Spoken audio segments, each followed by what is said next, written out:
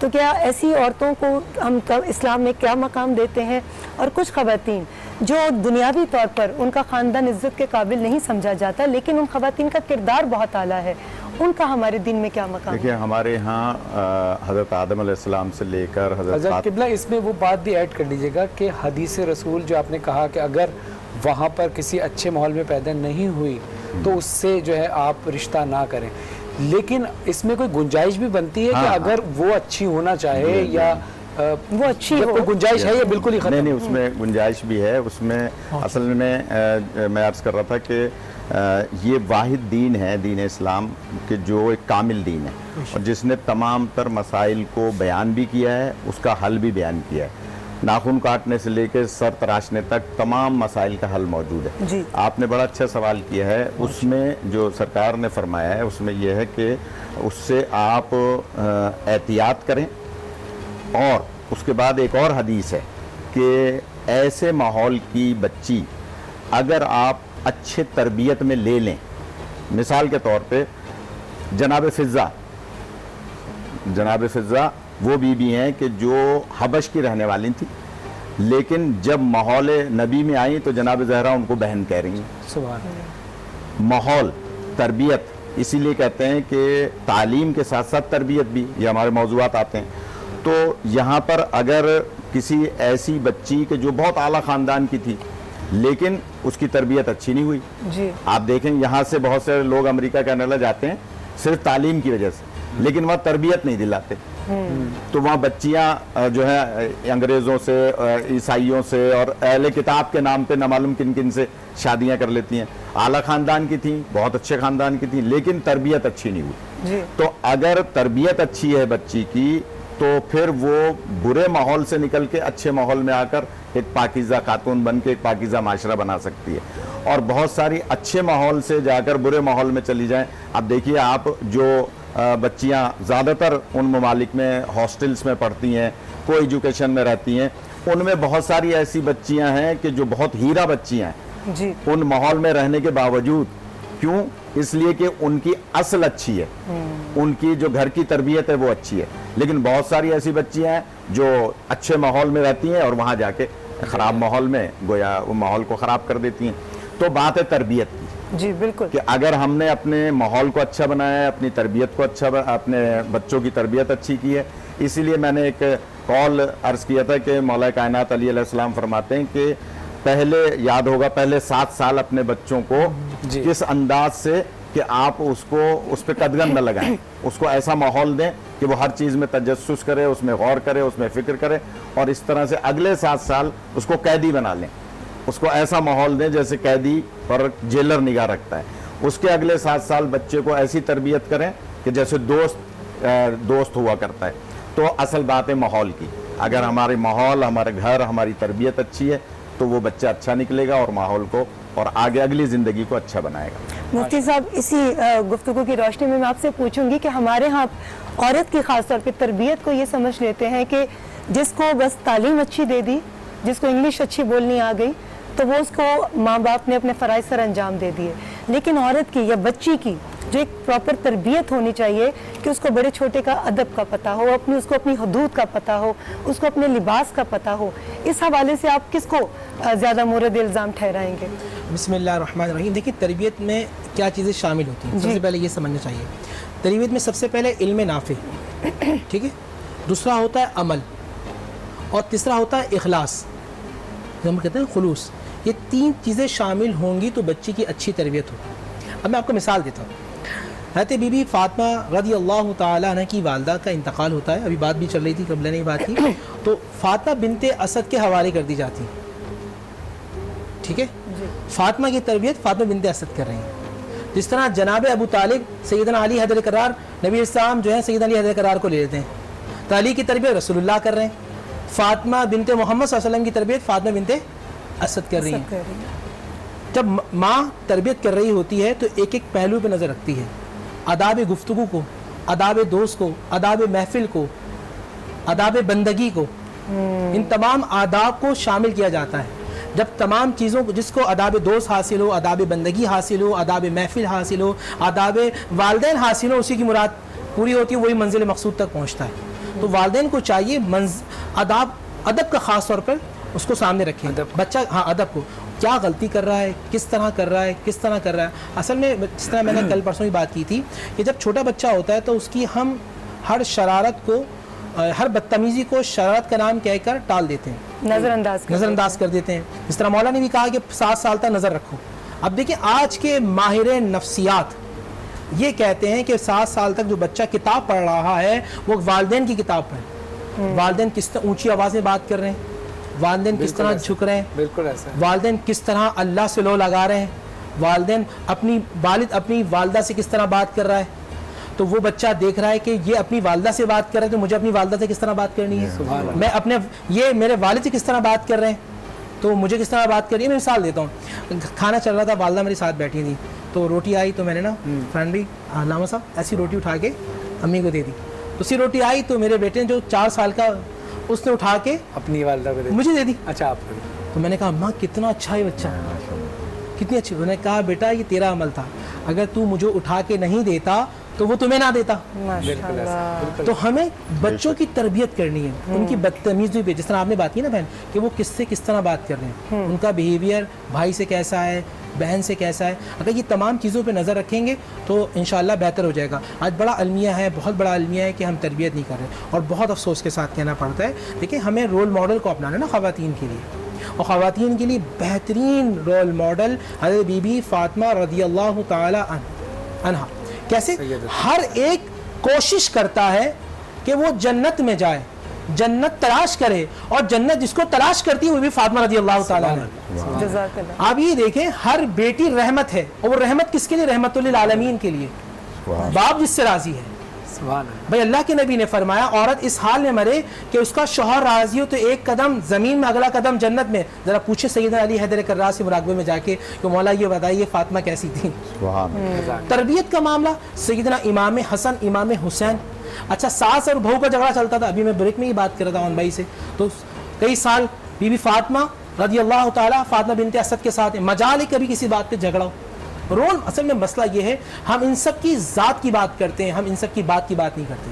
اگر ہم ان کی ذات کو بھی مانیں, ان کی بات کو بھی مانیں تو گھر جنت کا ٹکڑا ہو جائے. آج کا میسج ہے جی کہ ہمیں ان شخصیات کی, فاطمہ سیدۃ النساء العالمین, تمام عورتوں کی سردار. فرمان بھائی ان کی ذات کو بھی ماننا ہے اور ان کی بات کو بھی ماننا ہے. ان کو ماننا ہے اور ان کی بھی ماننا ہے. جب ان کو بھی مانیں گے, ان کی بھی مانیں گے, تو اب عورت فتنہ نہیں ہوگی, بلکہ عورت کے پیر کے تلے نیچے جنت جو ہے وہ جنت ہوگی, کیونکہ وہ ماں کے روح میں بہترین ہوگی, وہ شوہر کے لیے سکون ہوگی, وہ باپ کے لیے رحمت ہوگی. تو ایک چھوٹا سا میسج ہے, ہمیں کتابوں کو پڑھنا, سیرت کو پڑھنا. ابھی ایام آئیں گے, ابھی دن آئیں گے, اور بھی آپ آئسولیشن کے اندر ہیں, آپ ان کی سیرت کو اٹھا لیجیے. بہت خوبصورت, آپ نے بہت خوبصورت بات کی مفتی صاحب کہ ہم نے یہ صرف سننا نہیں بلکہ نہ صرف سننے کے ساتھ ساتھ ہم نے ان ہستیوں کے عمل پر خود بھی عمل کرنے کی کوشش کرنی. ہم دن کو مناتے ہیں, دن کو منائیں نہیں, دن کو اپنائیں. جی دن کو منانا نہیں, دن کو اپنانا ہے. ہماری باتوں کا سلسلہ جاری ہے. اس وقت لیں گے ہم ایک چھوٹا سا بریک سے واپس آئیں گے تو ہم مولانا صاحب سے پوچھیں گے کہ عورت کے ساتھ فتنہ کا لفظ جو ہے وہ تو ایڈ ہوتا ہے, اگر مرد فتنہ پھیلائیں تو دین میں ان کا کیا مقام ہے, مگر اس بریک کے بعد.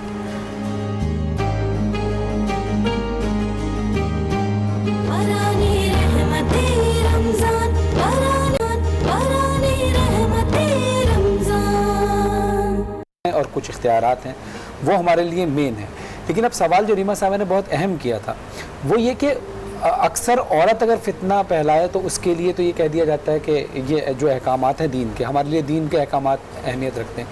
اگر مرد کوئی فتنہ پھیلائے تو اس کے لیے کیا حکم ہے اسلام؟ دیکھیے حدیث مبارکہ ہے کہ الفتنۃ اشد من القتل, فتنہ قتل سے بھی زیادہ شدید ہے.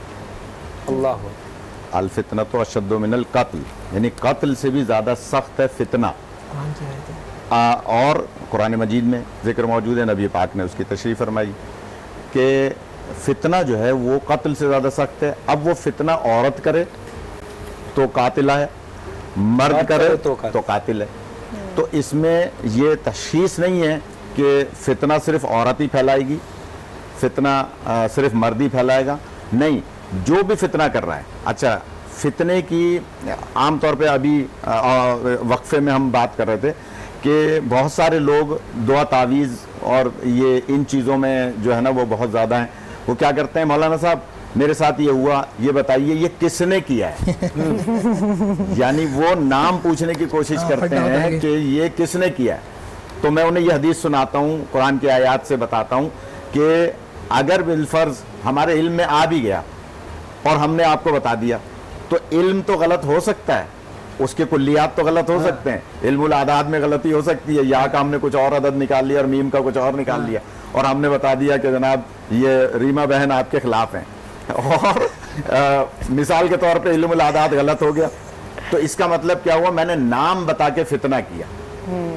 تو وہ چاہے عامل ہو, چاہے وہ کامل اپنے آپ کو کہنے والا ہو, چاہے وہ ٹی وی پہ بیٹھ کے نہ معلوم کیا کیا کہہ رہا ہو, چاہے وہ مجھ جیسا مولوی ہو, لیکن اگر وہ فتنہ پھیلا رہا ہے تو اس کا مطلب ہے وہ قتل کر رہا ہے. تو وہ مرد ہو یا عورت ہو, فتنہ پھیلانے والا وہ قاتل ہے, اور قاتل پھر جس طرح کا قتل ہوگا اس طرح کی سزا ہوگی, اس طرح کی گویا دیت اور اس طرح کا اس کی سزا ہوگی. لہٰذا میں گزارش یہ کروں گا کہ اس کو صرف عورت پر منطبق نہیں کرنا چاہیے. آپ دیکھیے کون تھا حضرت آدم کے مقابلے میں, شیطان نے بھی فتنہ کیا, وہ چاہے وہ انسان نہیں تھا, جنات میں سے تھا, لیکن اس نے بھی فتنہ کیا. کیا خوبصورت بات کی. تو اسی طرح سے حضرت ابراہیم علیہ السلام کے مقابلے میں کون ہے, نمرود, فتنہ. حضرت موسیٰ کے مقابلے میں کون ہے, فرعون, فتنہ. حضور پاک کے مقابلے میں کون ہے, ابو جہل, ابو لہب, فتنہ. تو اس کا مطلب یہ ہوا کہ جو بھی مرد ہو یا عورت اگر معاشرے کو خراب کر رہا ہے, دین میں بگاڑ پیدا کر رہا ہے, فطرت کے خلاف کر رہا ہے. ایک بڑی اچھی بات آپ نے پہلے سوال میں فرمایا تھا کہ گندے ماحول سے نکل کے اچھے ماحول میں جا رہا ہے یا جا رہی ہے, تو اس کا مطلب یہ ہوا کہ وہ فطرت میں اچھی ہے. اللہ نے اس کو ماحول غلط دے دیا تھا, لیکن اس کی فطرت اچھی تھی, جب اس کو اور اچھا ماحول ملا تو وہ پاکیزہ ہو گئی. کیا بات ہے, اسی پر روشنی ڈال دیجئے مفتی صاحب. بسم اللہ الرحمن الرحیم. دیکھیں جو فتنے باز ہوتے ہیں نا, ان کی کئی شعبے جات ہوتے ہیں اور ان میں کچھ چیزیں شامل ہوتی ہیں. پہلے پارے کی دوسرے رکوع میں 12 صفات بیان کی جو فساد ہیں. وَإِذَا قِيلَ لَهُمْ لَا تُفْسِدُوا فِي الْأَرْضِ قَالُوا إِنَّمَا نَحْنُ مُصْلِحُونَ. وہ کہتے ہیں ہم تو اصلاح کرنے والے ہیں, اور قرآن فرما رہا ہے کہ یہ فساد کرتے ہیں. ان کی کیا نشانیاں ہیں کہ وہ جھوٹ بولتے ہیں, وہ غیبت کرتے ہیں, وہ حسد رکھتے ہیں, وہ کینہ رکھتے ہیں, وہ دل میں برائی رکھتے ہیں, وہ دھوکہ دیتے ہیں, وہ استہزاء کرتے ہیں, وہ مذاق اڑاتے ہیں, اللہ کی آیات کا انکار کرتے ہیں. جب قرآن مجید فرقان حمید میں جو حکم ہے ہم اس کے خلاف جائیں گے تو گھر کے اندر شوہر بھی فتنہ ہو سکتا ہے, بیوی بھی فتنہ ہو سکتی ہے, بیٹا بھی فتنہ ہو سکتا ہے, بیٹی بھی فتنہ ہو سکتی ہے, مالک بھی فتنہ ہو سکتا ہے, غلام بھی فتنہ ہو سکتا ہے, مال کو بھی فتنہ کہا, مال بھی فتنہ ہے. تو ہر وہ چیز جو اللہ سبحانہ و تعالیٰ سے آپ کو دور کر دے وہ فتنہ ہے, جو آپ کو اللہ سے قریب کر دے وہ رحمت ہے.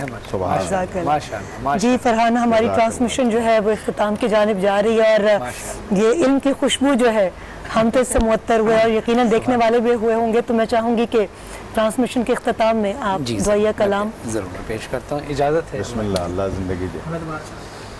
سرے میں ہے فی الکرم اتنا میرے سرکار ہو جائے, نگاہیں منتظر رہ جائیں اور دیدار ہو جائے. تصور میں تیری ہر شے پہ یوں نظریں جمائے ہوں, نہ جانے کون سی شے میں تیرا دیدار ہو جائے. غلام مصطفیٰ بن کر میں بک جاؤں مدینے میں, سرے محمد نام پر, محمد نام پر سودا سرے بازار ہو جائے. اور غالباً حبیب صاحب نے کلام لکھا ہے مقطع مجھے ذہن میں نہیں لیکن ایک شعر دیکھیے گا کس کیفیت میں ڈوب کر لکھا ہے. میں سمجھتا ہوں شاید اس کیفیت میں لکھا ہے کہ یہ کمال نہیں ہے کہ ہم کہیں کہ ہم رسول کے چاہنے والے ہیں, کمال یہ ہے کہ وہ ہمارے کردار ایسا ہو کہ کہیں کہ یہ ہمارا چاہنے والا ہے, نظر آئے اس کے کردار سے کہ ہاں یہ رسول کا امتی ہے, رسول کا چاہنے والا ہے.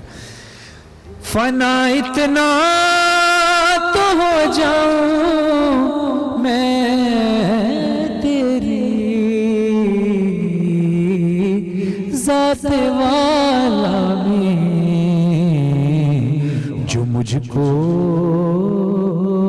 دیکھ لے اس کو تیرا دیدار ہو جائے. میرے مولا جو مجھ کو دیکھ لے اس کو تیرا دیدار ہو جائے. سری محفل کرم اتنا میرے سرکار ہو جائے. نور رحمانی صاحب کی آنکھوں میں جو عشق کے آنسو ہے یقیناً یہ قبولیت کی نشانی ہوتی ہے. شعر سماعت کیجئے گا کتنا حسین. اللہ ہم سب کو حج کی سعادت نصیب فرمائے. سنبھل کے پا رکھنا حاجیوں شہر مدینہ میں, کہیں ایسا نہ ہو سارا سفر بیکار ہو جائے. سری محفل کرم اتنا میرے سرکار ہو جائے.